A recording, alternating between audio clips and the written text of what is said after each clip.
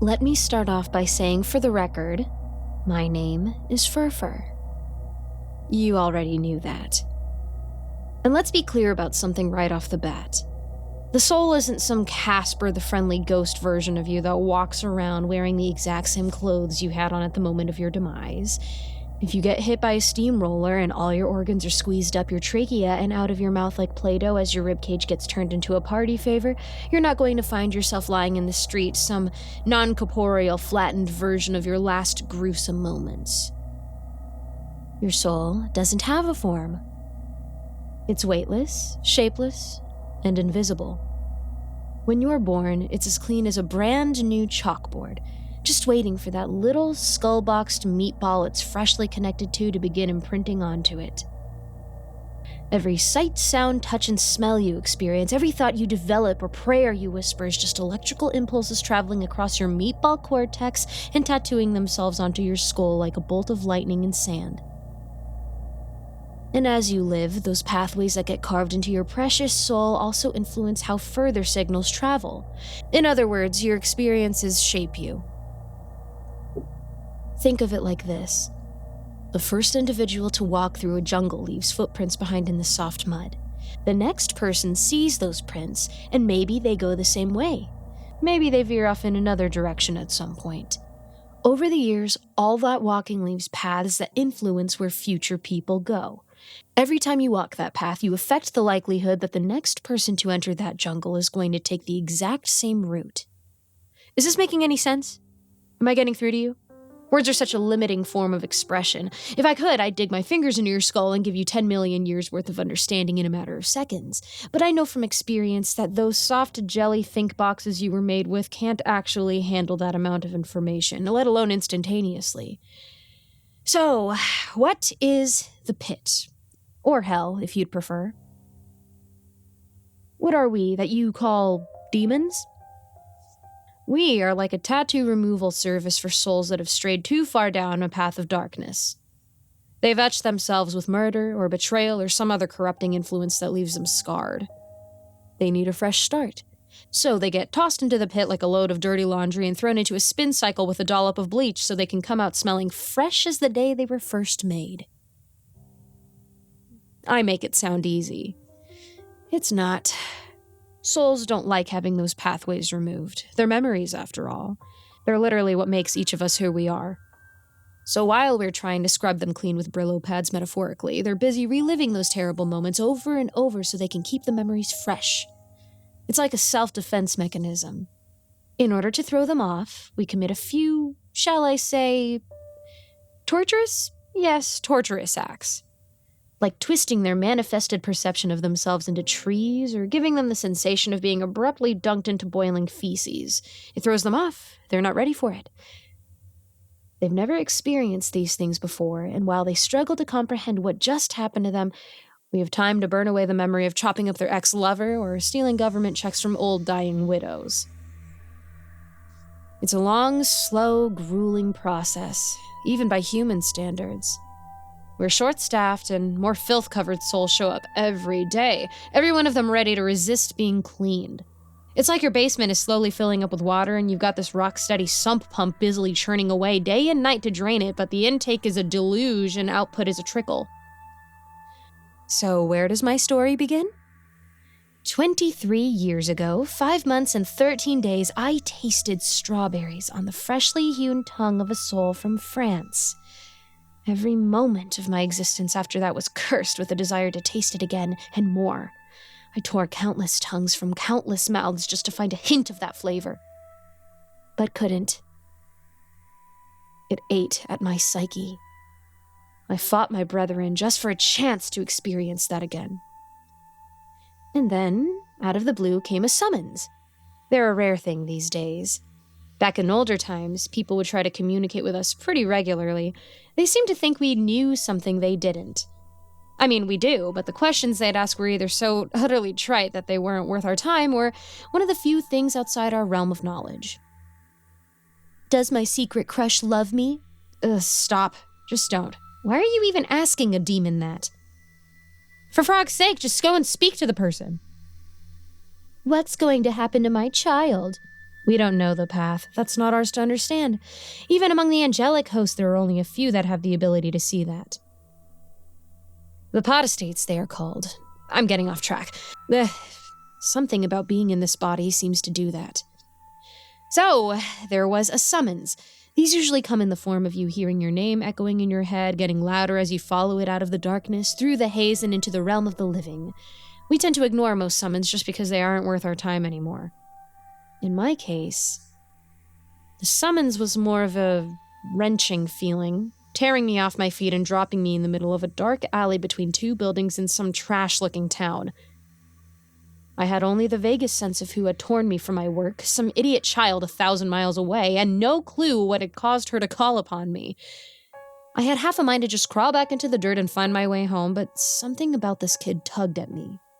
How could they have summoned me in such a manner? The power needed to do that, especially to one of my standing, had to be enormous. One of the Nephilim, maybe? I had to know. And that's when I began my cross-country tour of the United States. Working as I do, I made my way east by giving people what they secretly desired. It's kind of my gift. Of course, I like to play a game I call the monkey's paw and twist people's desires into something they regret later. Drop a few more souls down into the pit for my brothers to have to tend to. One person wants a car, so I help them steal a car. Another desperately desires the body of a woman he met, so I rip his soul out and swap it with hers. Some old crone wants to live in her house forever, so I make her one with the very walls, while her husband just wants to be left to his TV, watching and not have to listen to her nagging, so I burst his eardrums and plop him in a darkened basement with exactly what he wanted. One TV set. And as I got closer to the person who summoned me, I could sense exactly who they were and what they wanted. Lillian Alexandra Madwhip, self-orphaned child, knife that cuts the veil, hoarder of the totem Pasher, executor of the 7 podostates. I'm sorry, did I say the knife that cuts the veil? Sweet Malesia, it's like someone secretly knew my greatest desire and was handing it to me on a silver platter. I had to possess this girl. She was exactly what I needed to finally quench the endless thirst I had been feeling for over 23 years. I would use her to break into the veil and spend eternity within a stone's throw of the throne, basking in the light. The rest you already know. Stuffed rabbit, bloodhounds, people torn asunder, fingers severed, Lily and I are one. I inhabit Lillian Alexandra Madwhip like a second person holding her hand as she walks through that jungle I talked about earlier. Her soul is a strange one, crisscrossed with the lines of experience you'd expect from someone decades older. I can read them like newspaper headlines, and there's more written on her than I've seen even on the souls of soldiers. And then there's the connection to the host. I don't know what kind of rewiring they did to this child, but imagine a radio plugged into a bullhorn that is just constantly blasting information at you. It's like 100 voices constantly telling you every inane detail of the world around you. Apparently, this thing is on all the time. I've been here less than 30 minutes, and it's already driving me nuts. All that said, after parting ways with David Clark and the creatures of that twisted house, I take control and guide Lily to lead us home. Little did I realize that nothing in this girl's life is simple. Lily! Someone approaches us. He emanates an intense, blazing aura of faith that makes it impossible for me to see. It also makes me itch. It's like standing next to a bonfire, or rather, it's like standing still and someone is wheeling the bonfire towards you on a cart. I force Lily back a step and shield our eyes as he comes to a halt. It's not that I'm afraid. Despite what movies and literature would have you believe, demons can walk into a church. We don't fear crosses or water that some half-faithed bozo said a few words and waved his hands over. It's just that walking into a church is like crawling into a lit oven, that's all. All that faith. It doesn't hurt me because I revel in it. It's just that I've spent the majority of my existence so far from the source that being that close is like if the earth moved closer to the sun. You can worship the sun and its life-giving energy, but you move too much closer to it and it'll fry you like a piece of bacon sizzling in a skillet. Lily is warm with the smoldering ashes of faith. She believes in angels and demons. How could she not at this point? But she clearly has no faith in them. It's been shattered like a mirror. Her soul reflects 1,000 needles of suffering. Sometimes the needles prick at me, but it reminds me of home.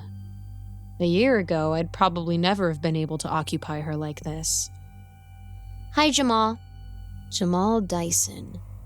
Lily's next-door neighbor from her happier days, eternally relegated to number 2 on her list of valued individuals, originally after a plastic puppet, now after a burn victim in a stuffed animal. That reminds me, I didn't pay attention to where that blasted toy with Meredith Patterson's soul in it went.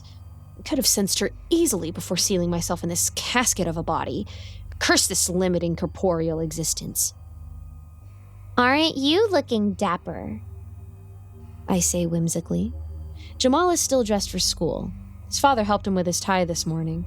I know this because Lily knows this, because that radio bullhorn in here with us connected to the other side tells us. Good grief, it's no wonder she's so scatterbrained. I can feel her trying to shut off the grand info dump these stupid sodding angels have cursed her with, but nobody taught her how. A squirrel runs by behind Jamal and crosses the street, and Lily's consciousness immediately latches onto it and starts thinking about that to pinch off the flow of angel knowledge being sprayed at her like a hose. I could shut them out. I did it before, but the result is a painful static that gets both of us nowhere. Dapper? What's that? Are you okay? Jamal asks. There's a guy with a badge that came by asking my mom questions about if she'd seen you. Detective Guthrie, Lily mumbles. Detective Andrew Michael Guthrie, the angel knowledge hose, unleashes his entire history at us. He's a believer, but only in a limited scope. Like a sailor looking out across the vast ocean and thinking if he sails as far as he can see, he's going to run into the sky. Also, he likes food from a place called the Chicken Hut and thinks a female coworker of his has a nice ass. That last bit might be useful, should we run into him later. No, I know Mr. Guthrie. This was some other guy. All right, well, who is it then? Nothing comes through now? Apparently, the direct line can't or won't provide information on this person without knowing who Jamal is talking about or what they look like. It doesn't matter. The entire local police force can hunt me down and it won't do them the lick of good.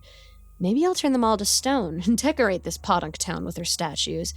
Except I do need to show some discretion. I could carve my way through throngs of these people, twist their bodies into unrecognizable shapes, but I can't risk gaining the attention of certain individuals.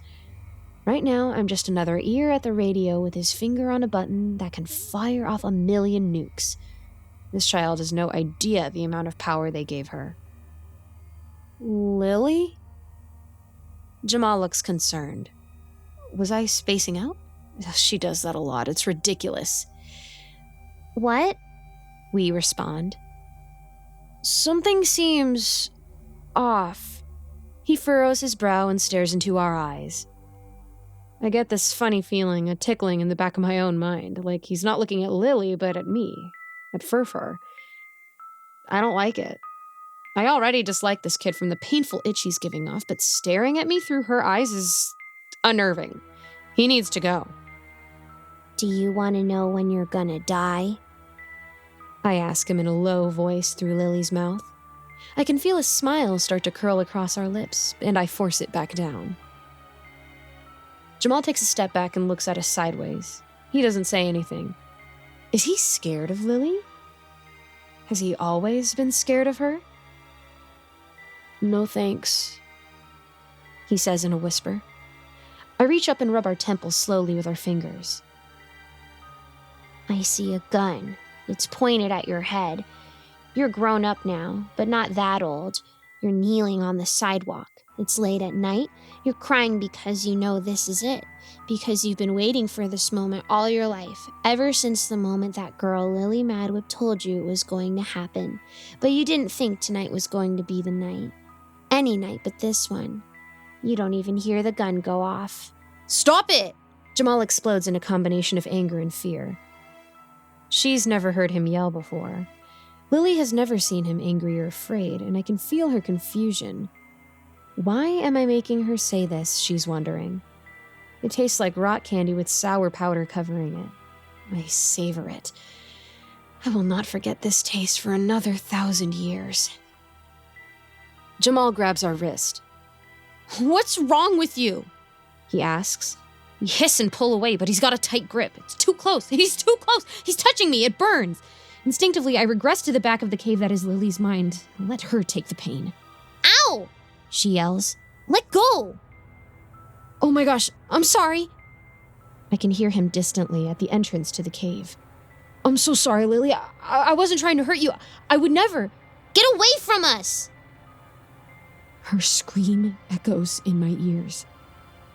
No. No, you sad, silly little girl. It's get away from me. I crawl back to the entrance of the cave, peek through her eye holes like wearing a rubber mask. Jamal's expression is clear.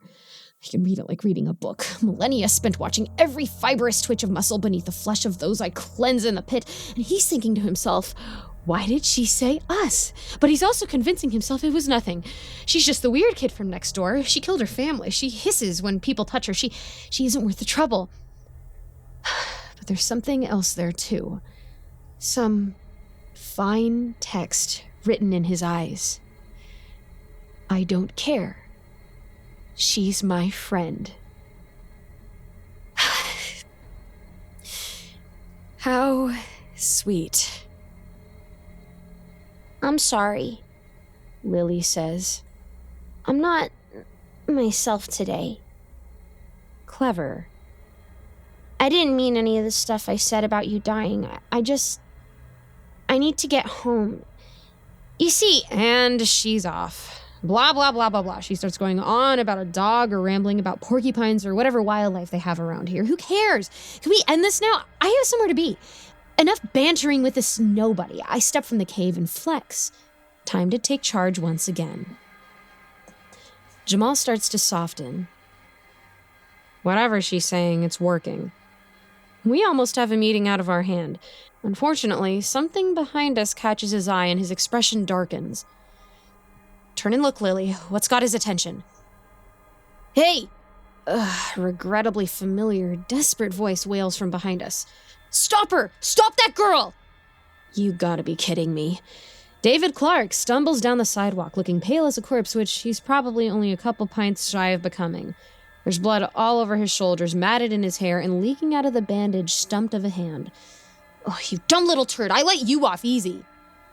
I raise my arms. I'll just unscrew his pathetic head like a light bulb, make Jamal's eyes burst in their sockets, then make her skip la la la la la through her blood back home to turn her foster parents inside out or something. Except no, she doesn't raise her arms. I'm not in charge at the moment. I gave the reins back to her and she's actively resisting me. We don't have time for this! Get out of here! I yell. She resists again. But there's the slightest give. I open my mouth and roar inside her head. Then, just to show her who's boss, I shut off her astral connection and let her head fill with painful static. I feel us clenching her fists. Blinding steam rushes out of the cave. Everything turns this sickening red hue. I can feel rage flooding her little meatball engine. I love it. Yes. Now to drive it home. Do something! Don't just stand there gawking like some simple-minded buffoon! I am not a balloon! Lily shouts. Outside becomes a turmoil. I can't see through her eyes anymore. Everything's that crimson haze of blood fury. She swivels us around and our fist connects with something fleshy and yielding. There's a crunching sound and I can feel her knuckles cracking from the force of the punch. Delicious, throbbing pain shoots up our arm. Someone's shouting, "What are you doing?" in a panicked voice. I can hear crying. There's a scream. It's shrill and piercing, and it shakes the inside of her head like an earthquake. I realize it's her. I can fix this, I yell against the gale. Give me 10 seconds and I'll turn these two brats inside out. Just let me loose! No! You have to let me handle this! No! They're going to ruin everything! Shut up and let me think! We don't have time for this. I can't see what's going on. Someone's crying. She's making a scene, and I need to get my hands on the totem of Pasture, which is back at her foster home. Just get back to the house and I'll be home free, and then I can leave her to clean up this mess that's been made. Run! I burn at her legs with all the power I can muster. How is this prepubescent child resisting me? Run, damn you! We run. blinded with rage and confusion, screaming like some crazed banshee, but we run. There's woods back behind the houses here. Deep, dense, dark. We just need to get to the woods, and then we can evade the 2 boys. From there, calm her down, get her home, and get the totem. Lily? We hear Jamal somewhere behind us. Run.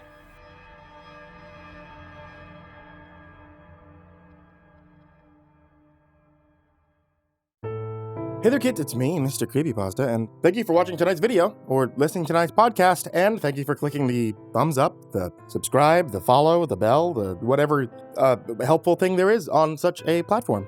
If you want to find your nice Halloween horror audiobook to listen to this year, check out audible.com and look for MrCreepyPasta, because I got a whole bunch of books over there. Books like Tales from the Gas Station. And as always, I want to give a very big thank you to everybody who is supporting me on Patreon.